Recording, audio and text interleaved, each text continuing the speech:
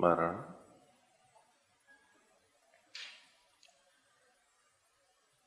हे ज्ञान स्वरूप,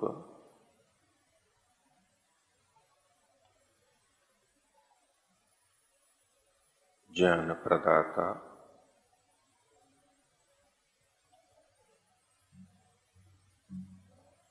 कृपा पूर्वक ज्ञान देने वाले,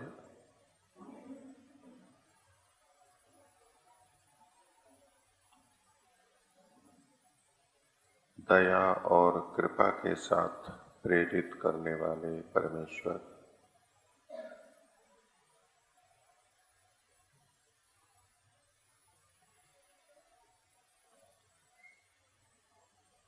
प्रणव ध्वनि।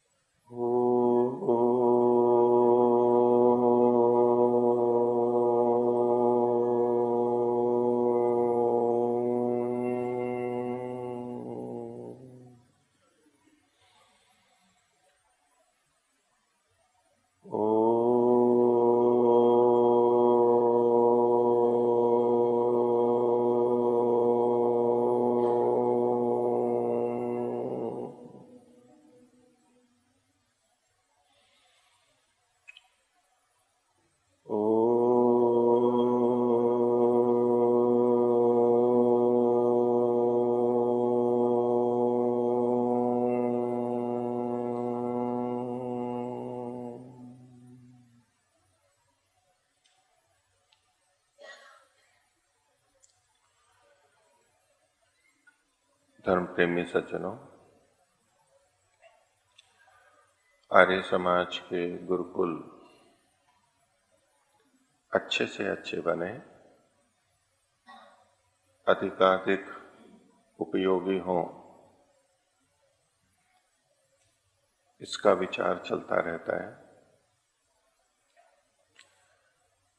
गुरुकुल को चलाने वाले, गुरुकुल से संबंधित, वैदिक धर्म से संबंधित, उससे संबंधित, उसके बारे में प्रयास भी करते हैं, विचार भी करते हैं, प्रेरणा भी देते हैं। और ये एक सतत प्रक्रिया है, चाहे मनुष्य का जीवन हो, चाहे गुरुकुल या संस्था हो, समाज हो, राष्ट्र हो, ये सब चीजें चलती हैं। विचार विमर्श, प्रेरणा, कमियों को ढूंढना, निवारण का प्रयास करना, कभी पूर्ण सफल होना, कभी आधे सफल होना, कभी निष्फल होना, फिर विचार करना, ये प्रक्रिया सर्वत्र चलती रहती है। और इस प्रक्रिया के चलने में अपने आप में कोई दोष नहीं है। चिंतन भी आवश्यक है, दोष का संकेत भी आवश्यक है, प्रयत्न भी आवश्यक है, और उसके जो परिणाम आते हैं, चाहे वो अच्छे हों या बुरे हों, कम हों, उनको सहन करना, उनसे संतोष रखना, ये सब होता रहता है, सब जगह होता है। इसलिए ये प्रक्रिया में कोई अपने आप में दोष नहीं है। गुरुकुल अच्छे कैसे बने?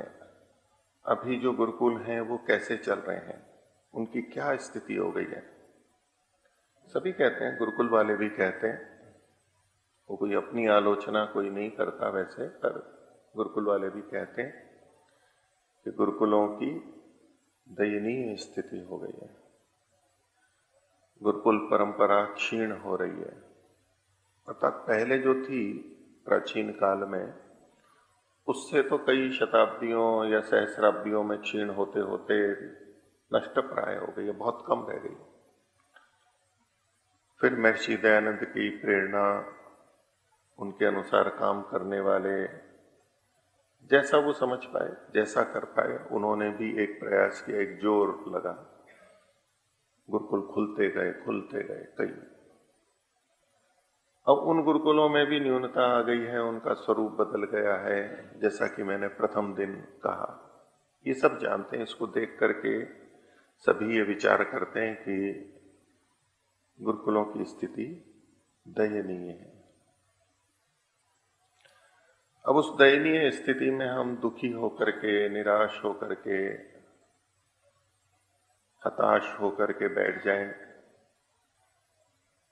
अथवा जैसी भी स्थिति है उसमें कुछ उत्साहित होकर के, अपने को प्रसन्न रख करके प्रयास करते रहें कि कोई दयनीय व्यक्ति है, दीनहीन अवस्था है, कोई निर्धन है, रुग्ण है, क्षीण है, तो वो अपने आप में इतना प्रसन्न रह सकता है कि मैं जीवित तो हूं, मर नहीं गया हूं। इस बात को प्रसन्नता से लेके कि भाई अभी मैं जीवित हूं, मेरे में आशा है, मैं इस स्थिति से निकल सकता हूं, मैं इससे निकलने का प्रयास करूंगा।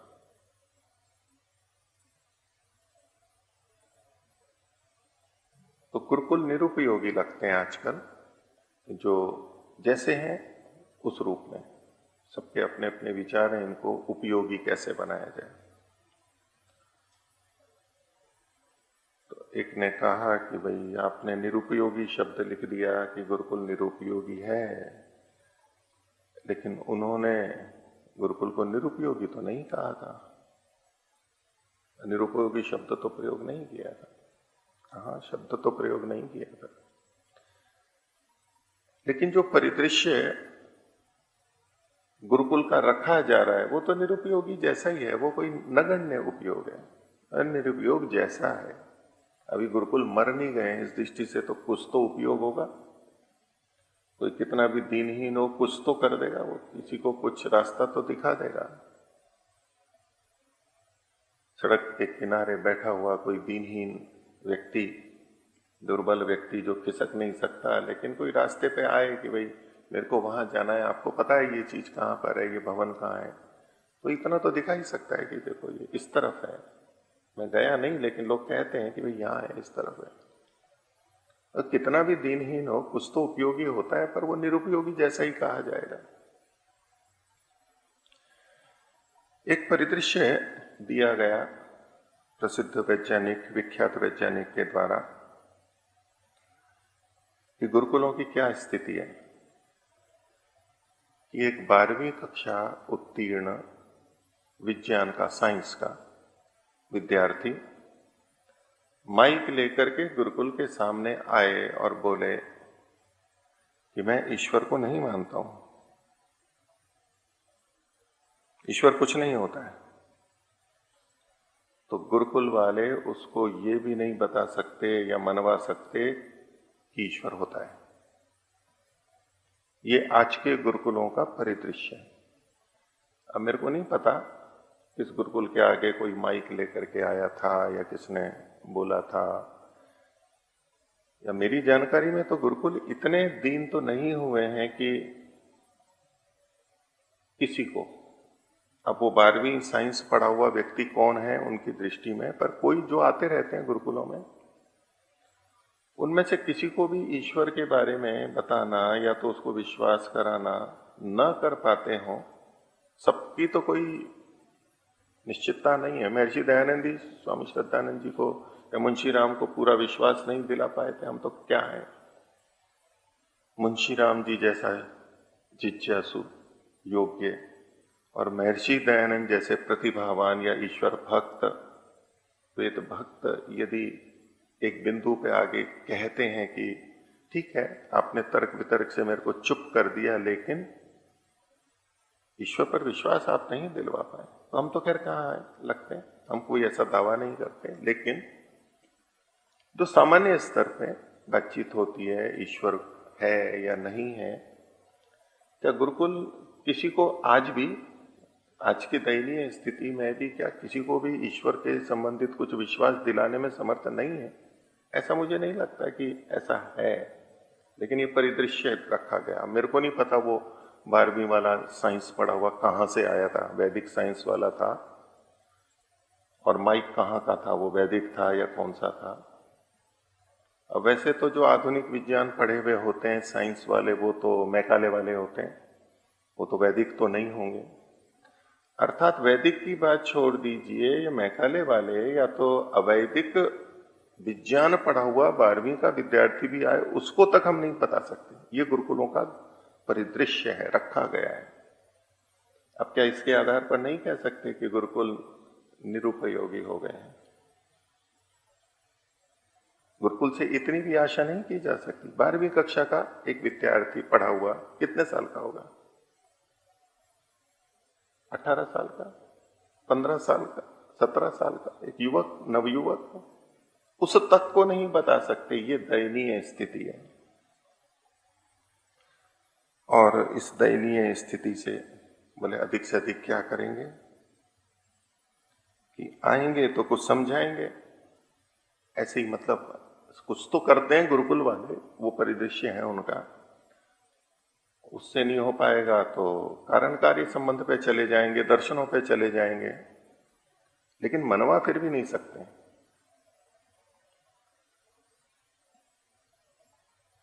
अब ये कारण कार्य संबंध वैज्ञानिक है या अवैज्ञानिक है? गुरुकुल वाले यदि कारण कार्य संबंध से किसी को ईश्वर की सिद्धि बता रहे हैं तो कोई दोष हो गया, यानी कोई ये असफल उपाय है या तो निरर्थक उपाय है। यदि कारण कार्य संबंध पे तो पूरा विज्ञान टिका हुआ है। कोई वैज्ञानिक बता दो जो कारण कार्य संबंध को ना मानता हो, चाहे आधुनिक हो चाहे प्राचीन हो। विज्ञान तो विज्ञान होता है, उसमें कुछ आधारभूत बातें सब जगह होती हैं, उसको कोई नकार नहीं सकता है कि चाहे पाश्चात्य है या मैकाले का है या तो भारतीय या वैदिक है। तो कारण कार्य संबंध और दर्शन उसको भी हटा रहे हैं, यानी जैसे कि इसके द्वारा आप किसी को ईश्वर विश्वासी नहीं बना सकते। ये प्रस्तुति है, ये कारण कार्य संबंध का भी स्तर या औकात बताई जा रही है कि ये ऐसे हैं, और दर्शन शब्द भी प्रयोग आ गया है। अब सुनने वाला जो भक्त होता है, विश्वास करके चलता है, उसका अपना जैसा भी मस्तिष्क विकसित हुआ है, वो चाहता है कि कुछ वैदिक हो, तो रास्ता कहाँ है? और रास्ता वेद से निकलेगा। ठीक है, हम भी मानते हैं वेद से निकलेगा, तो क्या वो बिना कारण कार्य संबंध का होगा या बिना दृष्टि या बिना दर्शन के होगा? लेकिन प्रस्तुति ये दी जाती है कि अधिक से अधिक क्या कर सकते हैं, थोड़े बहुत यूं करेंगे, उससे कोई नहीं मना सकता, और कारण कार्य संबंध से नहीं बता सकता, दर्शनों से नहीं बता सकता। मैं आपका चौकीदार हूं, चौकीदार। आप तो 12वीं वाले को भी नहीं बता सकते, लेकिन मैं दीवार की तरह आपके पास खड़ा हो जाऊंगा। यदि कोई दुनिया का बड़े से बड़ा वैज्ञानिक आ जाए तो मैं खड़ा हूं आपका चौकीदार, मेरे को चौकीदार समझो, मेरे पीछे मत पड़ो, मेरा विरोध मत करो। तो वैसे तो पीछे पड़े हुए नहीं है, कोई विरोध नहीं कर रहे उस तरह से जैसा वो समझते हैं। अब विचार की बात है, वो कहते हैं कि आप और क्या करोगे, तर्कों से समझाओगे? भाई तर्कों से समझाना भी तो एक युक्ति है, तर्क का प्रयोग नहीं करते क्या कोई भी? तर्क कोई बुरी बात है क्या? तर्क को भी ऋषि माना गया है। हो सकता है हमारे तर्क कुछ हल्के हों या कभी गलत तर्क भी हो जाते हैं, लेकिन तर्क को ही निंदित कर देना या गुरुकुल वालों के तर्कों को कि बिल्कुल है ही नहीं, निरुपयोगी सिद्ध करना, आप गुरुकुल की क्या छवि दे रहे हो? और ऐसे गुरुकुल वैज्ञानिकों के तीर्थ बने, ये उनकी कामना है। ऐसे गुरुकुल, ऐसा परिदृश्य वाले गुरुकुल।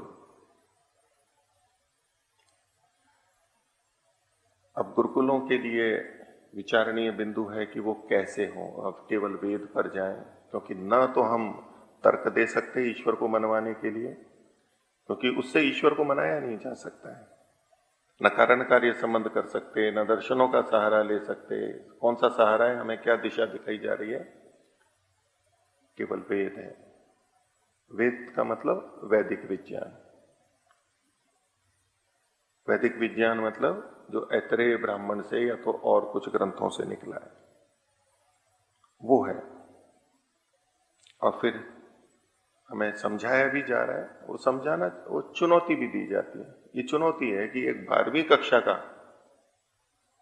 विद्यार्थी गुरुकुल के द्वार पे आके माइक उठा करके बोले, ये चुनौतीपूर्ण भाषा है।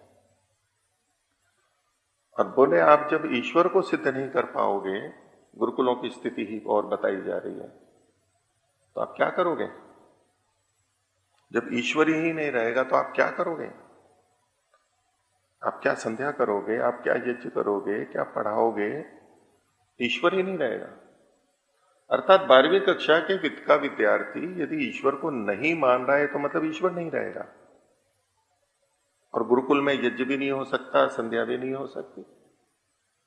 ये दुनिया ना माने, एक विद्यार्थी की बात नहीं, दुनिया ना माने,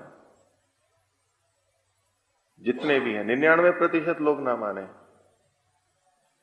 तो क्या इससे ईश्वर नहीं रहता है?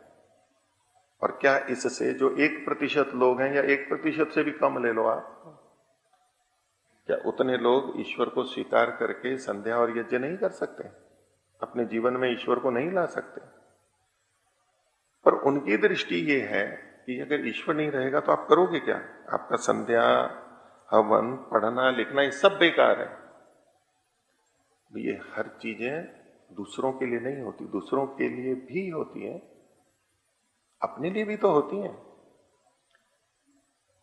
अभी के गुरुकुल इतने वैज्ञानिक नहीं बन रहे हैं कि केवल दूसरों के लिए ही कार्य कर रहे हो। गुरुकुल में पढ़ने वाले बच्चे इतने वैज्ञानिक नहीं हो गए हैं, इतने उच्च नहीं हो गए हैं ऋषि कि वो केवल दूसरों के लिए काम करते हैं, अपने लिए भी तो करते हैं। तो पढ़ना पढ़ाना बेकार कैसे हो गया? हमारे लिए तो है ना, अपने लिए तो है ना, हम जितना लाभ उठाते हैं, निरर्थक कैसे हो गया? लेकिन प्रस्तुति ये होती है, निरुपयोगी शब्द ना बोला जा रहा है, लेकिन जो परिदृश्य प्रस्तुत किया जा रहा है गुरुकुलों का, वो तो यही है कि निरुपयोगी है, अयोग्य है। ये इनके अध्यापक अयोग्य हैं, आचार्य अयोग्य हैं।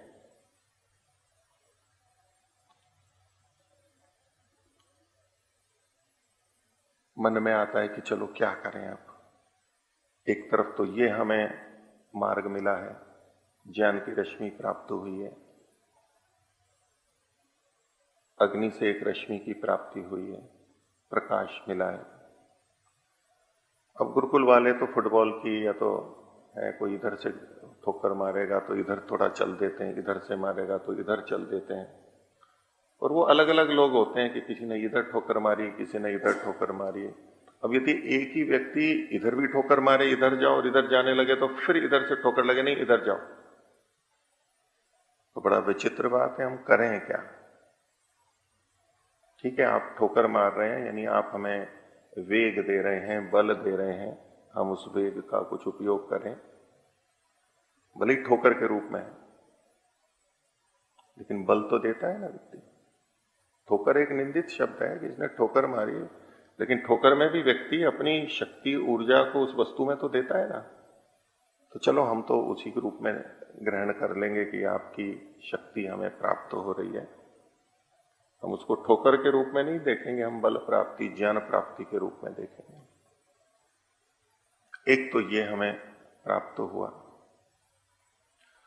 दूसरा एक परिदृश्य हमें दिखाई देता है, अर्थात अभी जो पहली हुई कि हमें केवल वेद के आधार पर ही सिद्ध करना है, तब हम ईश्वर को सिद्ध कर पाएंगे, नहीं तो नहीं कर पाएंगे। तो एक दूसरी दृष्टि हमें दिखाई देती है। उन्हीं के स्थान पर कार्यक्रम होते हैं, वेद विज्ञान सम्मेलन। इस बार का ही एक सम्मेलन था 2023 का। उसमें एक वक्तव्य, प्रवचन, व्याख्यान हुआ। व्याख्यान देने वाले अच्छा व्याख्यान दिया उन्होंने, डॉक्टर भूप सिंह जी, हरियाणा के हैं, प्रोफेसर रहे हैं विज्ञान के। अब विज्ञान का मतलब वैदिक विज्ञान ही नहीं, दूसरे अर्थों में भी प्रयोग होता है। तो ये तो विचारने की बात है कि वो वैदिक विज्ञान है या अवैदिक विज्ञान है, कहाँ के प्रोफेसर है वो। लेकिन मंच वैदिक विज्ञान का था। और वो वीडियो यूट्यूब पर भी है। कौन से यूट्यूब पर? एक यूट्यूब चैनल है वैदिक फिजिक्स, वैदिक फिजिक्स। और वो वैदिक फिजिक्स वहां पर मैकाले की घुसा हुआ है। वो तो आर्य समाजियों में भी मैकाले घुस गया है, अब ये तो सब जगह घुस गया है। कई बार पता ही नहीं लगता है, मैकाले मैकाले बोलने वालों को भी पता नहीं लगता है कि मैकाले हमारे में घुस गया है। अब वो अंग्रेजी भाषा में, अंग्रेजी में जो भी लिखा हो यानी वर्ण में, वो तो वहां मैकाले घुसा हुआ है, वहां वही लिखा हुआ है। भी हो सकता है वैदिक विज्ञान को फैलाने के लिए आंग्ल भाषा का या लिपि का प्रयोग होता है, नहीं तो कौन पढ़ेगा, लिखेगा कैसे, सर्च में कैसे आएगा, खोज में। फिर उसका जो प्रतीक चिन्ह बना हुआ है, लोगो, वहां तो चलो समझ में आता है, लेकिन यहां भी मैकाले दिखाई देता है। वो क्या है, वी लिख करके और पी उसमें यूं बना हुआ है। लोगो होता है ना, ऐसा अपना चिन्ह, प्रतीक चिन्ह होता है। प्रतीक चिन्ह तो कोई कुछ भी बना सकता है, उसमें कोई बाध्यता नहीं थी कि लोगों को लोगो समझ में नहीं आएगा, लेकिन वहां भी वी और पी है, मैकाले वहां भी घुसा हुआ है। अब हमें सोचना है कि गुरुकुलों में भी मैकाले घुस गया है, अब हम वैज्ञानिक में भी कहाँ क्या मैकाले घुसा है पता ही नहीं लग रहा है हमारे को। तो डॉक्टर भूप सिंह जी का प्रवचन था, व्याख्यान था, उसका शीर्षक था नास्तिकतावाद की वैज्ञानिक समीक्षा। नास्तिकतावाद की वैज्ञानिक समीक्षा। उद्देश्य ये था कि नास्तिकता हटे, हम भी चाहते हैं, उस कार्यक्रम के आयोजक भी चाहते हैं, उसमें समानता है, इसीलिए तो वो वहां बोल रहे थे। उनके मान्य वक्ता हैं और लोग भी बैठे वहां पर, और लोगों में ईश्वर की स्वीकार्यता कैसे हो, आस्तिक कैसे बने, इस लक्ष्य से वहां कुछ बताया जा रहा था। हम भी बताते हैं, हम भी समर्थन करते हैं। वो सारी विवेचना करके उन्होंने फिर विज्ञान के माध्यम से ईश्वर की सिद्धि की प्रयास किया। उसमें तर्क वितर्क थे, युक्तियां थी, उसमें कारण कार्य संबंध था। और गुरुकुल के परिदृश्य में जो प्रवचन आया, तो वहां तो भले गुरुकुल वाले तो कारण कार्य, दर्शन और ये ले आएंगे, वो तो निंदित हो रहा है, और यहां पर उसके माध्यम से ईश्वर की सिद्धि हो रही है उसी मन से। हमारे लिए विचार का प्रश्न होगा कि हम तर्क वितर्क, कारण कार्य संबंध और दर्शनों से, उन्होंने दर्शनों का तो खैर प्रयोग नहीं किया, लेकिन उसी शैली से जब जैसा हम लोग करते हैं या गुरुकुल वाले करते हैं। और फिर विज्ञान के माध्यम से उन्होंने कहा कि कोई व्यक्ति पढ़ा है, वो भी पढ़े हुए व्यक्ति की, आधुनिक युवक की बात कर रहे थे। जैसे ये 12वीं वाला साइंस वाला युवक आया ना गुरुकुलों के सामने, उन्होंने भी वही समस्या रखी वहां। उसको कैसे समझाएंगे, तो कहें कि हमारे स्वामी जी या और ये विद्वान या ये लोग कहेंगे कि हमारे वेदों में लिखा है, हमारे शास्त्रों में लिखा है, तो बोले वो नहीं मानने वाला है। एक ज्ञान दिया उन्होंने वहां पर कि वेदों में लिखा है, शास्त्रों में लिखा है, इससे बात नहीं बनेगी। तो ये तो आप लोग भी समझते होंगे, स्वीकार करते होंगे, हम ऐसा कहते हैं तो बात बनती नहीं है। अर्थात एक बात है कि वेदों में लिखा है, ये कहने से वो नहीं मानने वाला है आधुनिक व्यक्ति, जबकि वैदिक विज्ञान की दिशा ही यही है कि मैं वेदों के माध्यम से ईश्वर को सिद्ध करूंगा और ये मनवाऊंगा कि ये वेद ईश्वरीय ज्ञान है। अब वहीं पर ही वो भी उपदेश दे रहे हैं, पता नहीं सुना गया या नहीं सुनाया गया। बोले इसके लिए हमें तर्क युक्ति देने, उन्होंने कई तर्क युक्तियां दी हैं वहां पर उस व्याख्यान में, अच्छे ढंग से दिए, पर वो तर्क युक्ति से तो जाना नहीं है, वो तो वेद में लिखा होना चाहिए। अब वेद में है तो बोले कहाँ है, दूसरा वो वेद को ही नहीं मानता, वेद की आप कुछ भी व्याख्या कर दो। जिसको नहीं मानना है वो तो आधुनिक पीढ़ी का युवक या आधुनिक विज्ञान पढ़ा हुआ, वो तो यही बोलेगा, आपने लिखा है इससे तो मैं नहीं मानूंगा। तो यानी वेद में लिखा है ये मार्ग सबको आस्तिक बनाने का नहीं है, ये वहीं बोला जा रहा है। तो तर्क युक्ति है, फिर विज्ञान का सहारा लिया, आधुनिक विज्ञान का सहारा लिया, गणित का। उन्होंने कहा गणित, बोले उसका एक उपाय है, बोले उस युवक से या आधुनिक बच्चों से पूछो कि अच्छा तुम किसको मानते हो बताओ। हम तो वेद आदि को मानते हैं, शास्त्रों को, उसके अनुसार वेद को सिद्ध करते हैं, आपको ये स्वीकार नहीं है, तो बोले उससे ये पूछो कि तुम किसको मानते हो। बोले गणित को मानते हो, बोले हाँ, फिजिक्स को हाँ, विज्ञान रसायन विज्ञान को हाँ, बोले उसी के आधार पर सिद्ध करेंगे हम ईश्वर को। और उन्होंने उसी के माध्यम से वहां ईश्वर के अस्तित्व को अच्छे ढंग से बताया कि सृष्टि का निर्माण बिना ईश्वर के चेतन सत्ता के नहीं हो सकता। एक तो हम सामान्य रूप से कहें कि बिना कर्ता के कार्य नहीं हो सकता, बिना कुम्हार के घड़ा नहीं हो सकता, ये तो गुरुकुलों के अज्ञानियों के तर्क हुए। लेकिन शैली वही है, उसको उन्होंने भी आधार बनाया, लेकिन उन्होंने कहा कि देखो गणित के आधार पर, इसके आधार पर ये जो चीजें हैं, ये जो बनी हैं, ये अपने आप हो ही नहीं सकती। अपने आप होंगी तो कितना समय लगेगा, इसमें बन ही नहीं सकती, असंभव है। अर्थात वैदिक विज्ञान के मंच पर, उसी स्थान पर एक आधुनिक, यानी मैं कहूं मैकाले का, मैं मैकाले की निंदा नहीं करता हूं कभी, ऐसे आपने मेरे प्रवचनों में कभी नहीं सुना होगा कि मैकाले ने ये कर दिया, मैकाले शिक्षा का है। आपने इतने साल मेरे सुने हो, किसी ने भी, मेरे को याद नहीं आता कि नहीं। बल्कि मैं तो प्रश्न करता हूं कि हमारे गुरुकुल वाले मैकाले का इतना विरोध करते हैं। मैकाले की जो गलत बात थी उतनी ठीक है, वो हमारे को बिगाड़ने के लिए ही किया था, वहां भी वही पद्धति है, ठीक है, उसका जो एक अंश है। लेकिन ये जो सारी की सारी चीजें चल रही हैं, जैसा कि ये वैज्ञानिक जी भी बोल रहे थे कि गुरुकुल को हटा दो तो क्या इंजीनियर और ये दे पाओगे? तो इसको दूसरे शब्दों में कहोगे कि क्या मैकाले को हटा दोगे तो ये सब दे पाओगे? ये आर्थिक उन्नति या और जितनी भी चीजें हैं, तो किसी की निंदा करो तो यथार्थ में करो। महर्षि दयानंद ने क्या कहा? प्रशंसा क्या, जो यथार्थ में होती है, कहते हैं, और निंदा भी होती है तो यथार्थ में होती है। यदि आप अधिक निंदा करते हो वो असत्य में जाता है, अति प्रशंसा करते हो वो भी असत्य में जाता है।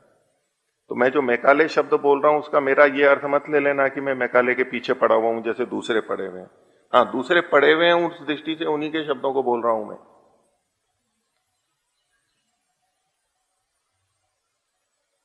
तो वो जो सारे तर्क वितर्क हैं, हम सोचो कि भाई मैकाले को हटा दो तो ये कर पाएंगे?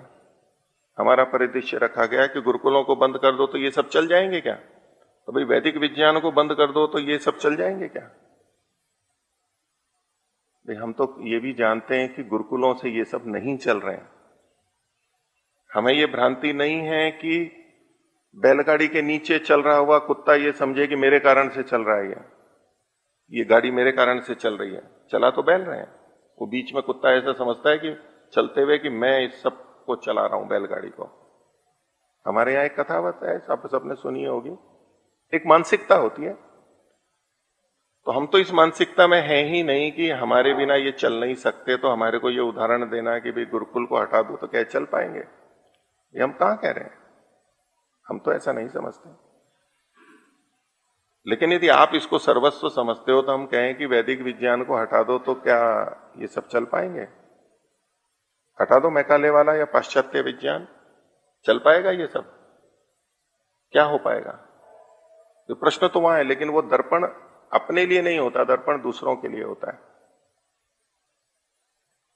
क्योंकि दर्पण यदि हमने स्वयं ने देख लिया तो हम तो स्वार्थी हो गए, हम अपने लिए देख रहे हैं। स्वार्थी व्यक्ति अपने लिए करता है, परोपकारी व्यक्ति दूसरे के लिए करता है। वो अपने दर्पण का प्रयोग दूसरों के लिए करता है कि देखो अपना चेहरा, आप कैसे हो। अपने को नहीं देखेगा वो, अपने को देखा तो अधार्मिक हो गया, अध्यात्म चला गया, वैदिक परंपरा चली गई, विज्ञान चला गया। दर्पण तो दूसरे के लिए होता है ना। परोपकाराय सताम विभूतया, श्रेष्ठ लोगों की विभूति हो तो परोपकार के लिए ही होते हैं। अपरोपकाराय फलंती वृक्षा भी खूब परोपकार के हैं। तो दर्पण किसी को दिखाना हो, उंगली किसको दिखानी हो तो किसको दिखानी चाहिए? दूसरे को। अपने को दिखाएंगे तो स्वार्थी हो जाएंगे हम, अपने को थोड़ा दिखाएंगे। तो वैदिक विज्ञान को हटा दो तो क्या? वैदिक विज्ञान मतलब ये वैदिक विज्ञान, एक विशेष संदर्भ में बोल रहा हूं। तो एक तरफ उन्होंने ईश्वर की सिद्धि की वहां पर वैदिक विज्ञान के आश्रम में, मंच में, संस्था पे, और यूट्यूब चैनल पर भी है वो। और एक तरफ हमें निर्देश मिला है मेरठ से कि ये जो तर्क वितर्क हैं इससे काम नहीं चलेगा, ये दर्शन से काम नहीं चलेगा, युक्तियों से काम नहीं चलेगा, वेद के आधार पर करो, वैदिक विज्ञान के आधार पर करो। अब गुरुकुल वाले या मेरे जैसे असमंजस में है कि हम किस रास्ते पे जाएं, किस रास्ते पे जाएं। पंचतंत्र के वो 4 विद्यार्थी थे ना गुरुकुल से निकले हुए पंडित, उनको था कि हम किस रास्ते से जाएं, इस रास्ते से जाएं, इस रास्ते से जाएं। तो रास्ता वो सूक्ति तो हमारे भी काम आ सकती है, नहीं ले लें उनकी सूक्ति काम में। वो वैसे तो मूर्ख पंडित हैं, अब ऐसे तो हम हैं ही मूर्ख, हम भी मूर्ख पंडित ही है। महाजनो ये न गतः सपंथा, रास्ता वो है जिससे महाजन जाते हैं, महान व्यक्ति जाते हैं। और महान व्यक्ति के ही दो कार्य दिख रहे हो, एक फुटबॉल से मारा गया हो कि नहीं वैदिक विज्ञान से ही चलेगा, और एक फुटबॉल और लग गई हो कि ये विज्ञान से, गणित साइंस मतलब फिजिक्स केमिस्ट्री, उसके माध्यम से ईश्वर की सिद्धि हो सकती है। अब हमारी तो ये स्थिति कि हम ये करें या ये करें। एक ही व्यक्ति दो अलग अलग मारे तो चलो सहन कर लेते हैं कि पिता ने इधर थप्पड़ मारा कि ये क्यों कर रहे हो, वो करने लगा, दूसरा तो मां ने थप्पड़ मार दिया कि ये क्यों कर रहे हो। अब बच्चा बेचारा क्या करे, मां के अनुसार चले या पिता के अनुसार चले। एक कथा सुनी है ना आपने, वो अलग अर्थ में है, पर माता पिता में झगड़ा हो गया था, तो बच्चा एक भजन गा रहा था कोई प्रीति का, मिल करके चलो या जो भी था, तो मां के कमरे में जाके बोलने लगा, तो मां ने कहा कि नहीं ये पिताजी के कमरे में जाके बोलो। अब पिता के यहां पर वो भजन बोलने लगा, मीठे बोल बोलो या जो भी था भजन, क्या था, कड़वे बोलना बोल रहे भाई या जो भी था। खैर पिता ने कहा मां के कमरे में जाके बोलो। अब बच्चा बेचारा परेशान, मां इधर डांटे कि यहां क्यों बोल रहा है, वहां जाके बोल, पिता कह रहे हैं यहां क्यों बोल रहा है, वहां जाके बोल। वो बीच में जाकर के बोलने लगा, दोनों कमरों के बीच का कोई रास्ता होगा, तो क्या करे बच्चा। चलो वो तो एक अच्छा परिणाम था कि फिर दोनों माता पिता वहां आ गए और उनका झगड़ा समाप्त हुआ। खैर दूसरा भी होता है ना, पिता कहते हैं ये करो, अब झगड़ा माता पिता का चल रहा है, पिस रहा है बच्चा, ओके ऐसा करो, वो वैसा करने लगे, तो मां ने कहा ये क्यों कर दिया, वो फिर थप्पड़ मारेंगे, बच्चा क्या करे। तो वो तो फिर भी समझ में आता है, हालांकि ये भी बड़ी असमंजस की स्थिति है, गुरुकुलों के लिए भी ये कहे ये करो, ये कहे ये करो। लेकिन अगर पिता या माता एक ही, वो पहले कहे ये करो, अब कोई वो कर रहा हो तो फिर दूसरी तरफ से कहे वो कहे ये करना चाहिए, भाई ये करें या ये करें पहले निश्चय करके बता दो हमारे को। गुरुकुल क्या करे, ईश्वर की सिद्धि के लिए प्रयास करे या ना करे, या आपका विज्ञान हमारे को पूरा आ जाए तब हम ईश्वर की सिद्धि का प्रयास करें। ये किसी के मन में थोड़ी ईश्वर की सिद्धि की विचार है कि ईश्वर है या नहीं है, तो बड़ी विचित्र स्थिति है। गुरुकुल तो निरुपयोगी हैं, उपयोगी बनने के लिए प्रयासशील हैं, लेकिन आप दिशा तो बताओ हमारे को। ठीक है हम नहीं जानते, आप जानते हैं, बताओ। अब पहले एक दिशा तो पकड़ लो।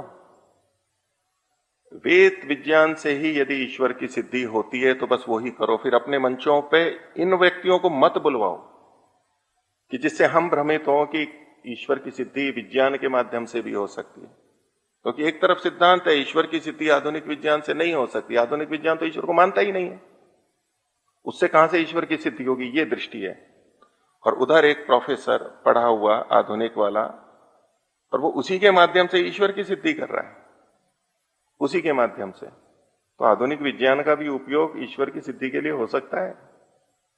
हम कहते हैं कि ये सृष्टि बुद्धिपूर्वक रचित है, वो कितनी बुद्धिपूर्वक है, ये विज्ञान के कुछ उदाहरणों को लेके कोई कहे कि शरीर की रचना ऐसी है, इस सृष्टि की रचना ऐसी है, पेड़ पौधों की, सूर्य ग्रह उपग्रह, उनको लेकर के आधुनिक विज्ञान से लेके अगर कोई ईश्वर की सिद्धि का प्रयास कर रहा है तो वो कोई गलत थोड़ा ना हो रहा है। ठीक है कर तो ईश्वर की सिद्धि ही रहा है, लेकिन होता क्या है कि नहीं, ये तरीका ठीक नहीं है। हाँ गुरुकुलों के लिए अलग कसौटी है, और वहां मंच पे जो बोले उनके लिए अलग कसौटी है। उनको तो ये निर्देश मेरी समझ से मिला नहीं है कि आप इस तरह से ईश्वर की सिद्धि करोगे, तो फिर वेद विज्ञान का क्या होगा, फिर तो बिना वेद विज्ञान के ही आपने ईश्वर की सिद्धि कर दी है यहां पर।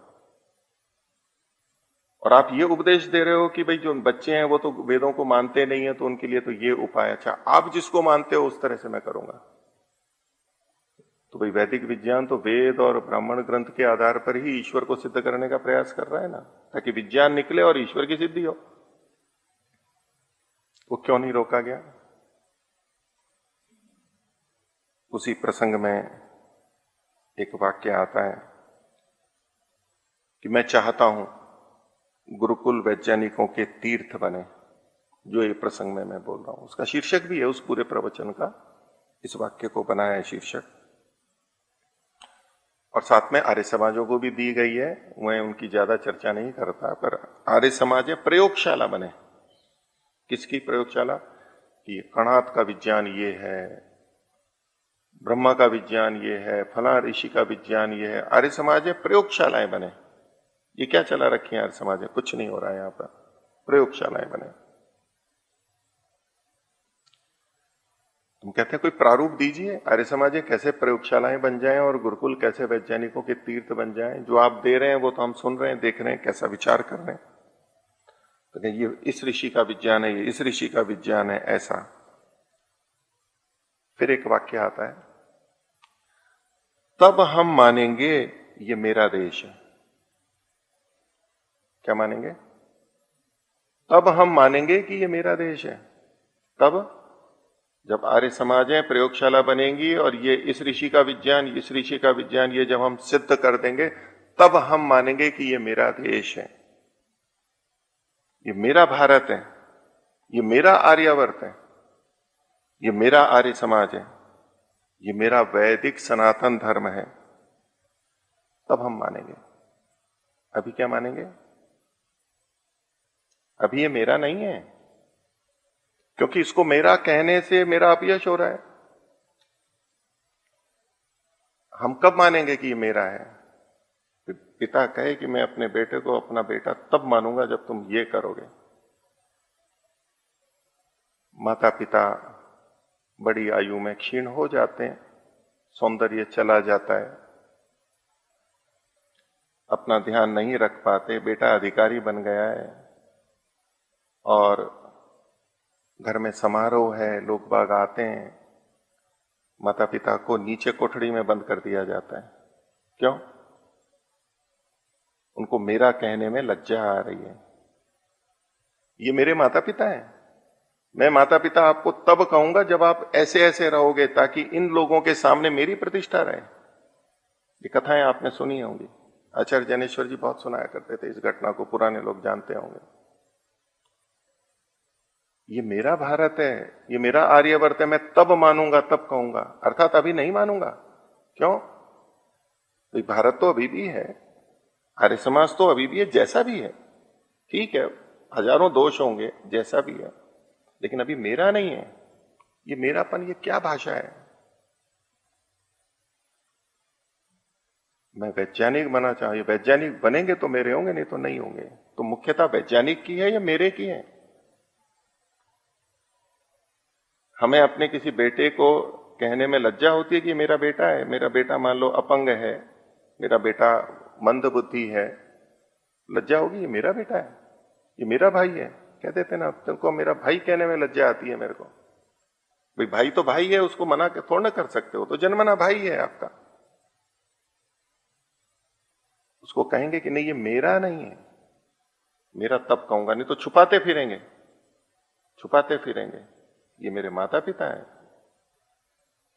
कोई सामने भी आ जाए ना तो यूं कहेंगे कि कौन है ये? बोले नौकरानी है ये। कोई अचानक आ जाए, माँ तो घर में रह रही है, क्या कौन है ये? बोले नौकरानी है। आपको मेरा कहने में दिक्कत हो रही है। आप ये भाषा बोल रहे हो कि जब वैज्ञानिक बनेंगे तब तब हम मानेंगे कि ये मेरा देश है, मेरा आर्यावर्त है, मेरा आर्य समाज है। वैज्ञानिक कभी भी इस तरफ नहीं जाते हैं। वैज्ञानिक ये कहेगा अपना तो अपना है, वो जैसा भी है, हम अपने को अच्छा बनाएंगे। वो प्रयास होना चाहिए, उस प्रयास की में कोई बात नहीं है, होना ही चाहिए अच्छा बनने के लिए। लेकिन हम ये भाषा बोले हैं कि मैं तब इसको अपना मानूंगा, तो समझ लेना चाहिए कि व्यक्ति क्या सोच रहा है और इसका प्रयोजन क्या है, ये किस लिए काम कर रहा है। लोग बातचीत में आप किसको मानते हो, किस संस्था से जुड़े हो, तो आर्य समाज का नाम लेने से शर्माते हैं। क्योंकि आर्य समाज का नाम लेंगे तो ये निंदा होगी, ये होगी, ये होगी, क्योंकि अपनी निंदा नहीं चाहते। ठीक है, आर्य समाज जैसा भी है, आप आर्य समाज से जुड़े हैं तो कहने में क्या हर्ज है? हाँ, हम ये हमारे हैं, ठीक है, जैसे भी हैं, हम इसके लिए प्रयास कर रहे हैं। नहीं होता है तो नहीं होता है। तो गुरुकुल उपयोगी बने, बहुत अच्छी बात है, हम भी चाहते हैं। उसके लिए स्पष्ट प्रारूप आए, दिशा निर्देश आए, एक स्वच्छ निर्देश आए, एक पवित्र हृदय से आए, एक विवेकपूर्ण आए। और यदि भिन्न प्रयोजनों से ये सब किए जाएं चीजें, तो क्या होगा? हमें इस बात का दुख होता है कि आर्य समाज का प्रधान, उनके वक्तव्य बता रहा हूं, क्या हालत है। आरएसएस का मुखिया आता है तो देखो कितनी पूछ होती है, और आर्य समाज का प्रधान आता है तो क्या होता है? दुख है, ठीक है, औरों को भी है। तो इससे क्या आर्य समाज मेरी नहीं होगी? आर्य समाज के अधिकारी अपने बच्चों को नहीं पढ़ाते हैं। गुरुकुलों का एक परिदृश्य और प्रस्तुत करते हैं कि गुरुकुल से पढ़े हुए कितने लोग अपने बच्चों को गुरुकुल में पढ़ाते हैं। यानी कम पढ़ाते हैं, कोई नहीं पढ़ाता, उनका तो तात्पर्य ये है। आर्य समाज के अधिकारी कितने अपने बच्चों को गुरुकुल में पढ़ाते हैं, मतलब कोई नहीं पढ़ाता, उनका तात्पर्य कम में भी मान सकते हैं, ठीक है, एक अंश में हम भी जानते हैं।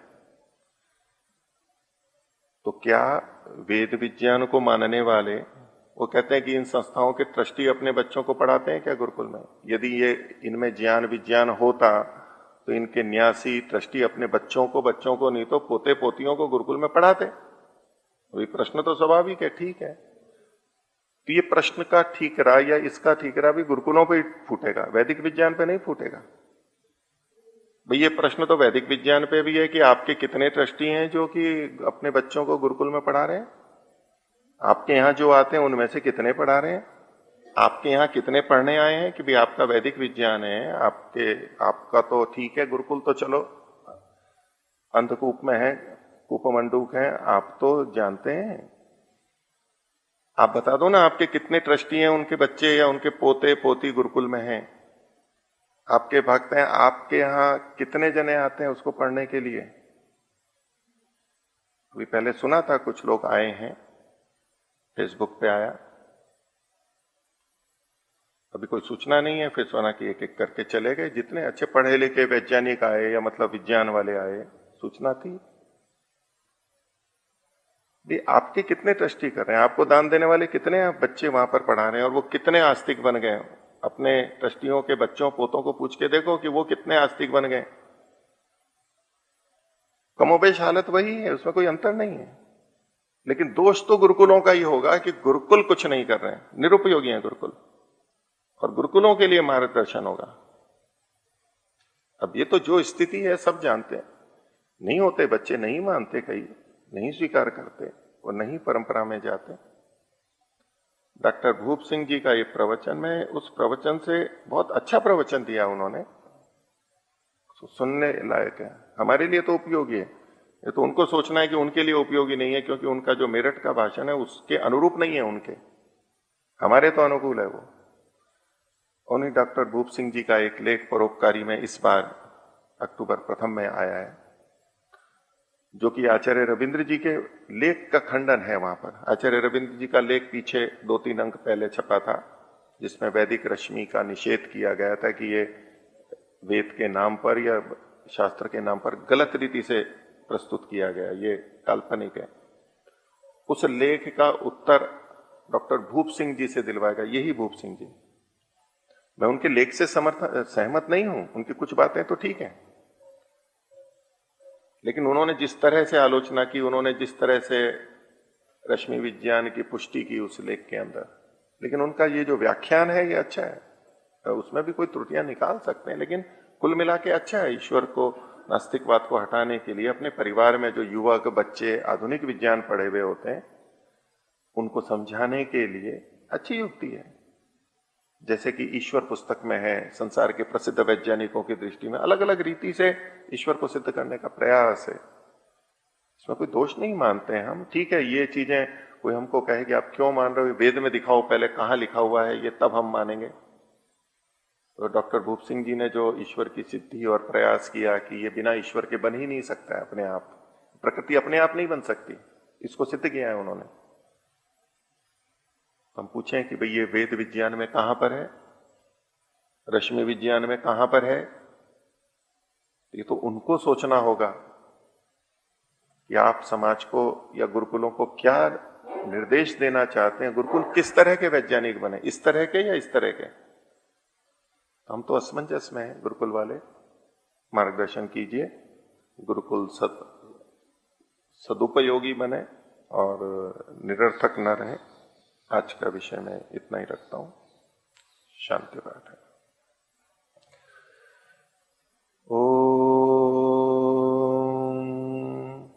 द्यहुः शान्तिरन्तरिक्षं शान्तिः पृथिवी शान्तिराप शान्तिरोषधयः शान्तिः वनस्पतयः शान्तिर्विश्वे देवाः शान्तिर्ब्रह्म शान्तिः सर्वं शान्तिः शान्तिरेव शान्तिः सामा शान्तिरेधि। ॐ शान्ति शान्ति शान्तिः। सर्वेभ्यो नमः। सभी को सादर अभिवादन। ओम शांति।